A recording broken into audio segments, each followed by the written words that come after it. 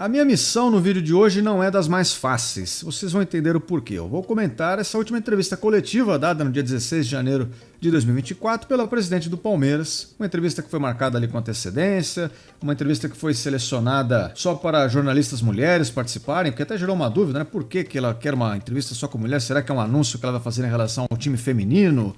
Alguma coisa relacionada ao futebol feminino? Poderia ser, quem sabe, né? Faria sentido, pelo menos. Mas é uma entrevista coletiva também que foi potencializada em função de um anúncio de uma jornalista também, que ao longo desse período colocou ali como notícia, digamos assim, que essa entrevista seria bombástica, ela ia revelar algo muito legal para o torcedor do Palmeiras, uma notícia fantástica que ia deixar o palmeirense feliz. Um grande anúncio vem aí. Então gerou expectativa em vocês, que são palmeirenses e acompanham o clube, gerou em mim, enquanto criador de conteúdo, porque eu pensei, pô, é uma grande oportunidade, né, de fazer um videozinho legal, repercutir ali alguma coisa que possa ser dita, uma notícia que venha a ser dada, de repente uma contratação, uma, sei lá, né? A gente ficou na expectativa do que poderia ser. Então acompanhei a coletiva inteira, foram quase 2 horas ali de entrevista, e eu queria trazer o conteúdo dessa coletiva para vocês de uma forma resumida, obviamente, eu não vou fazer 2 horas de vídeo aqui. Conforme a entrevista foi passando, eu fui mudando de ideia, porque eu pensei, cara, essa entrevista não tá chegando a lugar algum. A verdade é essa, o grande anúncio que era para ser feito foi feito em 40 segundos e dali para frente todo o resto é assunto livre. Mas vamos ver se desse assunto livre surge alguma coisa interessante ali que o torcedor possa se empolgar mais em acompanhar. E eu vou te dizer que eu vou apresentar para vocês aqui o resumo do resumo, porque eu anotei todas as perguntas, todas as respostas. O assunto maior da entrevista foi ela, presidente, tá? Ela falou muito de si. O quanto ela é corajosa, o quanto ela é contenciosa, o quanto ela foi inteligente, o quanto ela foi teimosa em insistir em algumas coisas que deram certo, o quanto ela está aberta a ouvir, o quanto ela é generosa, o quanto ela quer que as mulheres participem, o quanto ela. Então ela falou dela bastante, foi uma autopromoção daquelas. Mas como não me interessa o que ela acha dela mesma, eu vou falar só sobre o que diz respeito ao Palmeiras aqui com vocês. Então vamos lá, vou começar aqui nas minhas anotações. O primeiro anúncio, que é o grande lance da entrevista, é o que geraria esse frenesi no torcedor palmeirense, é que o Abel Ferreira renovou o contrato com o Palmeiras por mais uma temporada. Então ele ficaria até o final de 2024 e renova o vínculo até o final de 2025. Ele e a sua comissão técnica, por óbvio. Que realmente é uma boa notícia, né? Acho que a maioria dos torcedores palmeirenses estão agradados em saber disso. A gente sabe que vai ter então uma sequência desse projeto que tem sido bastante vitorioso, embora vai enfrentar bastante dificuldade mais uma vez, mas a gente sabe que o time fica em boas mãos nesse cenário, né? Então eu particularmente gostei, espero que muitos de vocês também. E até um pouquinho mais para frente, já antecipando uma das perguntas que foi colocada, ela explica um pouco a razão dessa renovação. E parece que treinador e diretoria chegaram ali a uma conclusão, chegaram a um alinhamento de expectativas, digamos assim, dentro daquilo que o clube pode oferecer e dentro daquilo que o próprio treinador tem como metas pessoais. Ele é um cara que quer, ele sempre deixou isso muito claro, ele quer competir lá em cima, ele quer ser campeão, ele quer um time que tem estrutura, um time que consiga dar para ele a condição de fazer um bom trabalho que o coloque em destaque. E o Palmeiras é um time que oferece isso para ele, ele já é da casa, já conhece muito bem como funciona a coisa aqui, e eu acho que o que estava desajustado ali eles conversaram, portanto o Abel fica mais um tempo. Bom, a entrevista coletiva poderia ter terminado aí, mas isso, se fosse para falar só isso, poderia ser uma nota oficial também, né, na página do clube.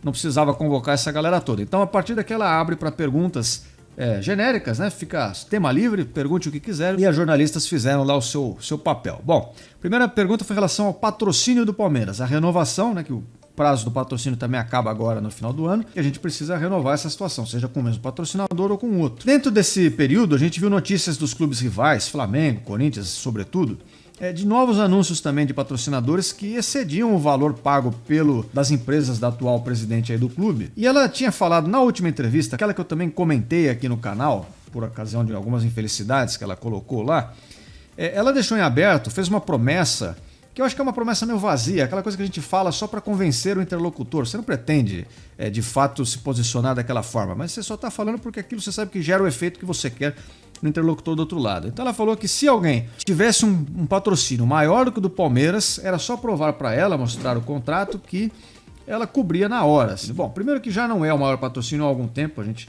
já conversou sobre isso aqui em outras oportunidades, mas o grande lance dessa pergunta e da resposta que ela dá é que ela coloca em dúvida esses patrocinadores que estão entrando aí nos outros clubes. Tanto em relação à idoneidade das empresas, quanto a da capacidade financeira dessas empresas pagarem, né, arcarem com essa responsabilidade. Então é muito fácil realmente, como ela fala, anunciar, meu patrocínio vai ser de 250 milhões, de 300, de meio bilhão. Você coloca isso no papel, mas na hora não vem o dinheiro, né? Você recebe a proposta, mas não recebe a grana, então não adianta muito. E ela acha que muitas dessas empresas são de qualidade duvidosa, digamos assim, e que não vão acabar cumprindo com esses compromissos. Eu vou dizer uma coisa para vocês aqui, não sei se vai surpreender muitos, mas nesse aspecto eu concordo. Vamos fazer um recorte, tá? A parte que eu concordo e a parte que eu não concordo. Mas nesse aspecto eu concordo. Tem muito patrocínio entrando aí de casa de aposta, não sei o que, no futebol brasileiro, que é de um caráter extremamente duvidoso. Então sim, eu acho que nos próximos anos a gente vai ver notícias relacionadas a isso, de casos aí obscuros que não deram certo, calotes, ou seja o que for. A gente vai ter notícias polêmicas envolvendo isso aí. Não vou nominalmente dizer que vai ser esse ou aquele, vamos, né, aguardar para ver. Assim como a própria presidente não citou nominalmente nem os clubes e nem os patrocinadores, o que é inteligente da parte dela, porque seria extremamente desagradável, deselegante e geraria outro tipo de problema que não é necessário o clube comprar a essa altura. Então, legal. Ela só falou o seguinte, não é algo que eu queira perto do Palmeiras e, portanto, eu não tenho esse compromisso de cumprir aquela promessa que eu fiz lá atrás. Essa é a escapatória que ela teve ali.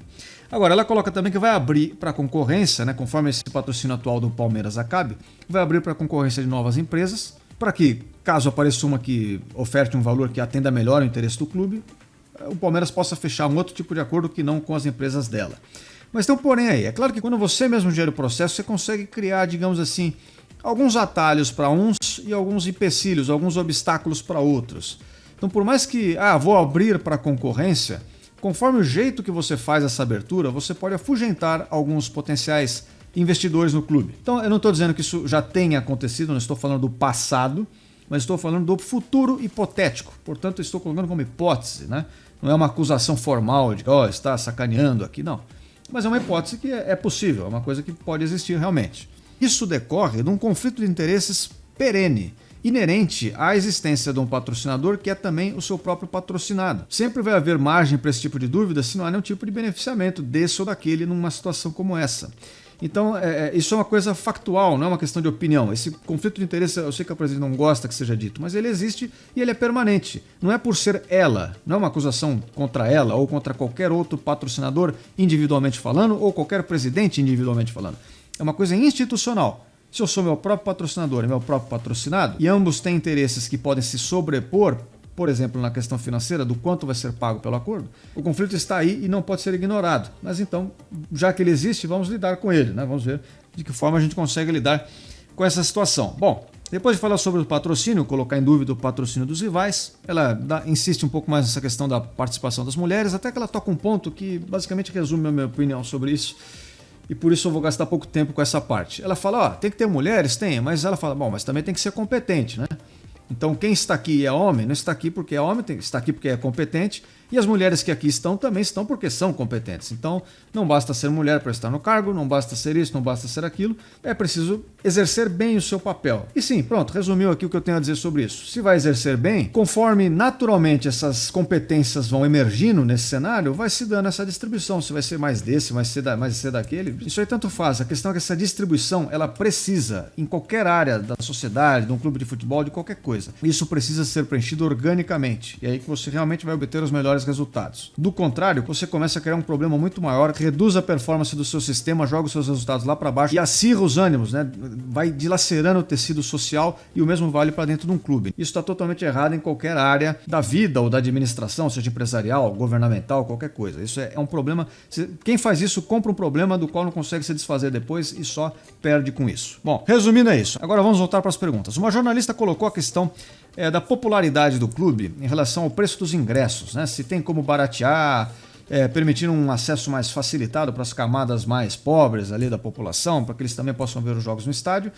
E a presidente responde uma outra coisa aqui, com a qual eu também em parte concordo, porque o futebol cada vez mais se tornou um negócio. A gente sabe, e ela até cita na entrevista, que o Palmeiras já é gerido quase como se fosse uma empresa, e muitos clubes são, alguns já são empresas de fato, né? Mesmo os que não são, buscaram se profissionalizar. E tudo isso demanda e gera dinheiro. É um entretenimento que atrai a atenção de muitas marcas, de muita gente, então movimenta muito dinheiro e não tem como você ficar de fora disso. O Palmeiras, como qualquer outro clube, se quiser se manter competitivo, precisa gerar receita. E aí cada clube vai encontrar a sua forma de precificar os seus espaços publicitários, os seus ingressos, quanto cobra ali no licenciamento dos seus produtos, que tipo de parceria comercial vai fazer aqui ou ali. Mas enfim, mesmo nesse contato com o torcedor, que tipo de produtos ele vai oferecer, o quanto custa. Cada clube vai achar o seu caminho conforme o perfil do seu torcedor. É uma outra coisa que deve ser orgânica também, não tem que ter uma regra pronta, porque cada clube vive uma realidade diferente. Pro Jacuipense cobrar o ingresso do preço do Palmeiras não faz sentido. Pro Palmeiras cobrar o ingresso do preço do Jacuipense também não faz sentido. E isso é uma coisa muito simples que eu estou dizendo. Isso é uma decisão empresarial, administrativa mesmo, que vai se adaptar conforme a realidade de cada clube, conforme o entendimento dos administradores. Então o Palmeiras cobra preços nos seus ingressos, na camisa, que eu acho alto também. O Palmeiras é mais um. Dentre os clubes grandões, é difícil você encontrar um clube que ofereça um acesso tão barato assim aos seus serviços e tal. Então é uma questão de mercado mesmo, tá? Então, nesse sentido, eu concordo com a presidente. Porque é aquela coisa, eu sei que a gente pode assumir um lado mais populista, que eu poderia falar para vocês, não, é isso aí, o ingresso tinha que custar R$10, a camisa tinha que custar 25. Eu não ia gostar? Pô, eu ia gostar também, eu ia comprar um monte de camisa, fazer um monte de coisa, mas a gente entende que para a roda funcionar não é assim que a banda toca. Inclusive, falando sobre essa questão da profissionalização do futebol visto como negócio, eu tenho um livro que eu tenho deixado na descrição dos comentários aqui para vocês, chama-se O Futebol Como Ele É, do jornalista Rodrigo Capello. Este é um livro que conta um pouco dessa história de como os clubes grandes do Brasil, tem uma parte dedicada a cada um dos clubes, que tipo de caminho de gestão, que tipo de caminho de visão empresarial cada um deles teve para viabilizar os seus clubes como negócio, né? Nessa transformação do futebol aí que a gente passou nas últimas décadas, como cada um deles encontrou um caminho para gerar as suas receitas, para se colocar no mercado de uma determinada forma. Então é um livro bem interessante. Outro dia a gente fala mais sobre esse livro, mas enfim, o link está aqui na descrição caso alguém tenha interesse e curiosidade. Agora vamos nos ater à entrevista coletiva, que seguiu com perguntas sobre a crítica da torcida. A torcida do Palmeiras tem criticado bastante a presidência do clube, a gente sabe, por N motivos. E ela diz, aqui ela mistura duas coisas, né? Primeiro a gente falando de torcida organizada, ela se recusa a comentar. A gente sabe que a Mancha Verde pega bastante no pé dela, faz notas, né? Reclama de muitas situações ali. Não vai entrar no mérito de quem está certo ou errado nesse momento para não estender muito, então ela se negou a comentar. Na sequência ela fala que muitas das críticas que ela recebe por ser mulher também. E aí entra um pouco naquele papo que eu falei, é uma entrevista que foi muito autocentrada, sabe? É muito eu isso, eu aquilo, eu aquele outro, e ela acha que o problema é realmente pessoal, né? Não é que a torcida esteja descontente com os caminhos do clube, é realmente porque é ela. Então a gente tira ela, coloca um cone ali, agora tá tudo bem, tá tudo certo. Não, não é assim que funciona. Definitivamente não é pessoal e eu não acho nem saudável ir por essa linha. E quando eu digo isso, eu estou falando das duas partes. Não é saudável quem criticar pelo lado pessoal, e não acho bom também da parte da pessoa que ocupa o cargo ali de presidência se defender atrás disso. Porque esse escudo, ele serve só para você fechar os olhos para aquilo que não está tão bom, que pode ser melhorado, que realmente merece críticas, né? Então você se esconde atrás de uma situação para varrer para debaixo do tapete. Não é o que eu acho legal. Agora, a próxima questão foi a respeito do reconhecimento facial, que foi implementado aí no estádio do Palmeiras, né? O cara, quando vai ver o jogo, ele tem que passar por uma leitura facial ali para ver que é ele mesmo que comprou o ingresso.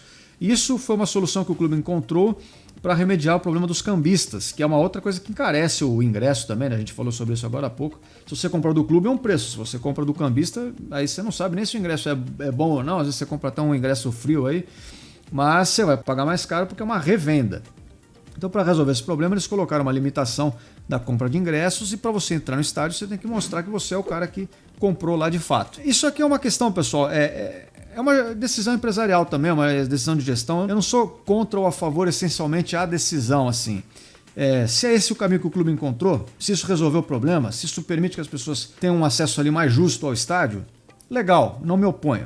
Agora, do ponto de vista pessoal, eu vou dizer que eu não gosto da ideia como um todo, assim, por vários motivos. Mas assim, quando eu vou num restaurante, quando eu vou no cinema, quando eu vou em qualquer lugar, no parque, eu não gostaria de ter um lugar registrando a minha cara, colocando lá meu horário de acesso, a hora que eu entrei, a hora que eu saí, aonde que eu fui ou deixei de ir. Eu acho que isso é uma invasão de privacidade muito grande. Então eu, como torcedor, o que eu faria numa ocasião como essa? Eu não gosto dessa ideia do reconhecimento facial. Eu, num caso como esse, eu ficaria muito triste e vou lamentar muito. Mas eu não vou frequentar um lugar que faz isso. Simplesmente. Mas isso não proíbe o estabelecimento de fazer, entende? Eu não sou obrigado a ir, certo? Eles não estão me obrigando a ir ver o jogo do Palmeiras no estádio. Então é uma escolha do Palmeiras. Tudo bem, se é assim, é assim. Mas eu não gosto disso e acho que eu abro mão e não frequento mais o estádio. Por mim, sem problema nenhum. É triste. Mas como eu falei, é uma coisa minha, eu não gosto, então eu não vou mudar o Palmeiras por conta disso. Se o Palmeiras acha que assim é melhor, assim é melhor. A próxima questão foi sobre reforços, né? O Palmeiras tem perdido vários jogadores, tem perdido ali o Arthur, tem perdido o Hendrick que vai sair, pode estar perdendo ali também o Kevin, enfim, vários jogadores de ataque, e pergunta se o Palmeiras está se preparando para repor esses jogadores, se já tem alguma reposição à altura. E o presidente se esquiva dizendo que já vieram 3 jogadores e que toda a decisão de reforços vai ser decidida em conjunto entre o treinador, o diretor de futebol e ela, presidente. Então, basicamente ela se esquivou dessa pergunta. Ela não quis dar nem muita pista sobre nada, mas também não assumir a responsabilidade de reforçar o time. O que eu acho um pouco ruim, porque o Palmeiras já era uma equipe bem enxuta, né? Bem enxugada ali, com poucos atletas, não tinha tantas opções assim para algumas posições e tal. Então sim, eu sou daqueles que espera que o Palmeiras pelo menos pudesse trazer mais 2 peças ali, um meia, um atacante, quem sabe. Mas me parece, sinceramente, pelo caminho que as coisas estão indo, que isso está difícil, não está muito perto de acontecer. Acho que o Palmeiras, mais uma vez, vai ser muito modesto no mercado. E pela entrevista coletiva aqui, não me fez acreditar no contrário disso. Aí um pouco mais pra frente lá, comenta de novo sobre o patrocínio do Corinthians, sem citar o Corinthians, né? Colocando essa questão de que ela não vai aumentar o do Palmeiras só porque anunciaram no Corinthians que são 120 milhões. Ela quer ver o contrato, e sem ver o contrato, sem ver o patrocínio sendo pago de fato, ela não disse que não valeu aquela promessa que ela fez. Mas, ao mesmo tempo, eu queria só colocar uma reflexão para vocês aqui. Pensa por parte do Flamengo, pensa por parte do Corinthians ou de outro clube qualquer que seja. Que interesse eles têm em mentir, supervalorizando as suas cotas de patrocínio para os seus torcedores, para os seus associados? Porque isso é uma coisa que joga contra. Por exemplo, agora teve um presidente novo eleito lá no Corinthians. A pressão toda está para cima dele para que ele tenha resultados. Está todo mundo de olho no que ele está fazendo. Quanto mais ele anunciar que ele está recebendo dinheiro, patrocínios e coisas que viriam a facilitar o seu trabalho, mais cobrado e mais criticado ele vai ser. Se a gestão dele dá errado, as pessoas vão falar, pô, mas e aquele dinheiro todo que você recebeu? Pô, mas como é que você fala que não tem dinheiro se veio dali, você está gerindo mal? Então não é do interesse desses clubes anunciarem que, ó, eu tô sobrando em dinheiro aqui, eu tô nadando em dinheiro. Você só dificulta o trabalho, gera mais pressão e na hora de você negociar um atleta, por exemplo, um treinador, qualquer coisa, você inflaciona o mercado. Quem está vendendo, olha, pô, você acabou de receber um dinheirão, eu vou vender para você meu jogador mais caro ainda. Então você só dificulta a sua vida. Não é do interesse de ninguém vazar essas notícias mentindo para cima. Por mais que eu concordo que não sejam empresas assim muito estabelecidas, algumas de caráter duvidoso, não faz sentido os clubes mentirem dizendo que estão recebendo patrocínios muito maiores do que realmente estão. Não faz sentido. Portanto, é muito provável que os valores ali desses outros clubes estejam muito próximos a esse que é anunciado mesmo. E que, portanto, o Palmeiras não tenha o maior patrocínio das Américas. Deixar isso claro antes que repitam isso mais uma vez. Mas ela insiste nesse ponto de que precisa haver transparência nesse mundo do futebol porque tem muita coisa obscura que fica escondida por debaixo dos panos, assim como a gente comentou um pouco ali atrás, né? E ela dá o exemplo da W Torre, que é uma empresa, é uma construtora que fechou o acordo com o Palmeiras para a construção do Allianz Parque, gerou esse belo estádio que o Palmeiras tem, funcional, bem localizado, gera receita pra caramba, é muito bom, mas tem ali aquele grande porém que é a empresa que gera o estádio não tem cumprido, até onde se sabe, através da mídia, né, publicamente, não tem cumprido, não tem honrado com alguns compromissos financeiros aí com o próprio Palmeiras e o clube se sente muito prejudicado por isso, porque tem algumas receitas ali, participações em shows, eventos que não estão sendo repassadas e realmente, se isso está acontecendo de fato, é um descumprimento gravíssimo e é preciso que o Palmeiras realmente corra atrás de receber esses recursos, porque isso vai comprometendo ali os orçamentos, né, do clube, que talvez contassem com esses valores, eles não estão vindo a público, mas enfim, a presidente coloca que esse contrato é uma coisa que não é transparente e por isso a gente não fica entendendo o problema corretamente como ele está acontecendo, mas ela insiste nesse ponto de que o Palmeiras está passando por esse problema com a gestora do estádio, que parece que está deixando a desejar. É interesse do Palmeiras que os compromissos dos demais para com o clube sejam cumpridos. Aí ela recebe mais algumas perguntas ali sobre investimento no futebol feminino, ela fala que já estão acontecendo, né, que o Palmeiras tem uma estrutura legal para o futebol feminino também. Perguntam para ela um pouco de novo sobre contratações e ela cita que vai ter cautela em novas contratações, porque no passado ela fez algumas que não deram muito certo, a gente já sabe quais, né? A partir daí ela ficou mais precavida e não quer só sair investindo, ela quer dar o tiro certeiro, mas a gente sabe o quanto isso é difícil também, porque sempre vai ter uma margem de aposta. Toda contratação que você faz tem uma margem de aposta, de especulação. Ela fala sobre o caso do Caio Paulista, que o Palmeiras contratou junto lá ao Fluminense, mas que estava no São Paulo. E ela fala que foi um negócio normal de mercado, o São Paulo não exerceu a compra, o Palmeiras foi lá e comprou naturalmente do Fluminense, o Palmeiras não roubou o jogador de ninguém. Foi realmente uma questão ali, um clube não demonstrou interesse, o outro foi lá e tirou o jogador. sem problema nenhum, né? Não há nenhum tipo de irregularidade, e realmente não há, num caso como esse. E por fim, eu queria deixar esse aqui por último, e a gente vai encerrar. Ela falou sobre o acesso dos jornalistas ali ao trabalho do CT, ao acompanhamento do Palmeiras como um todo, porque uma jornalista deu uma provocada nela, eu percebi que ela ficou até bem incomodada, porque uma das jornalistas falou, olha, você está falando que quer dar espaço pra gente aqui, jornalistas mulheres, acessarem o clube e tal, mas seja mulher, homem, emissora de TV, de rádio, de onde for, Palmeiras é o clube mais difícil de nós jornalistas termos acesso de todos.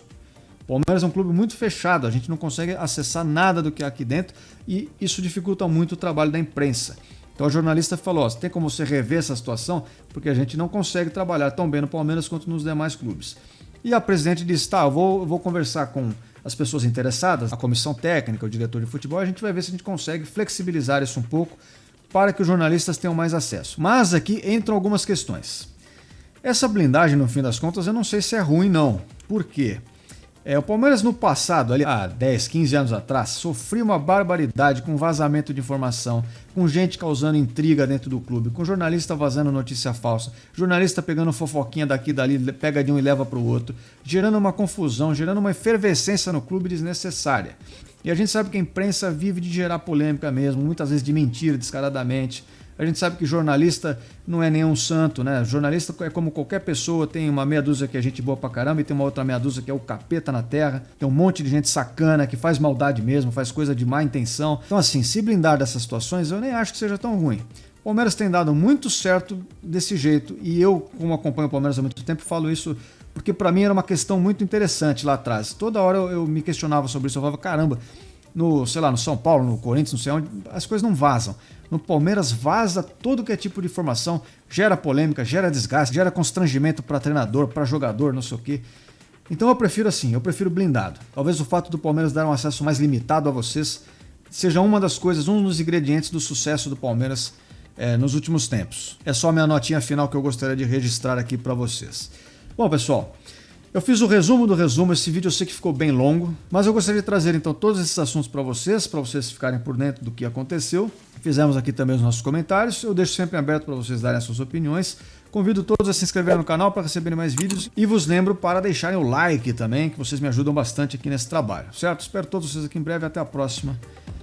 Fui!